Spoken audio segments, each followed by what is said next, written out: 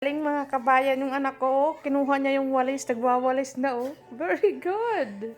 Sinisipag, sangka pa. 1 years old, nagwawalis na.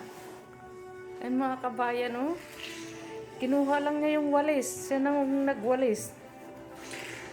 Very good, Julie. Ang galing. Minawalis na yung laruan mo kasi kalat ka ng kalat oh. Ang sipag ni Julie oh. Ang galing nga. Good job anak. Buti na lang nagmana kayo sa akin. Masipag. Kay wag puro kalat. Good job. O dali. Balik mo na yung walis. Balik mo na. Kamarunong mo na. Ang galing. Thank you, Julie. O kahit saan pa siya nagwawalis oh. Pati doon sa mga sulok-sulok. Winawalisan niya. Ang galing ng bata. Good job, Julie.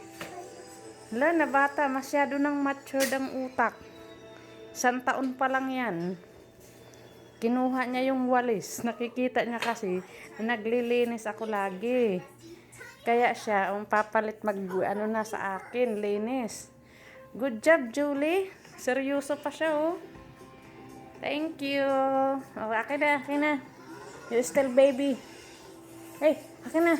Tinalo pa yung mga, ibang bata. Ito, 1 taon pa lang. Marunong na maghawak ng walis. Grabe yung advance ng utak nitong batang to. Uy, wawalisin na yung TV. Pati TV. Pati sa ilalim ng TV. Winawalis na. Hala. Naku, anak. Nasobrahan na yung katalinuhan mo. O, dali. Balik mo na yung walis dyan. Yan, ibalik mo na doon. Balik mo. Balik mo ang cabinet. Ayusin mo. Hala, ang talino mo. Thank you.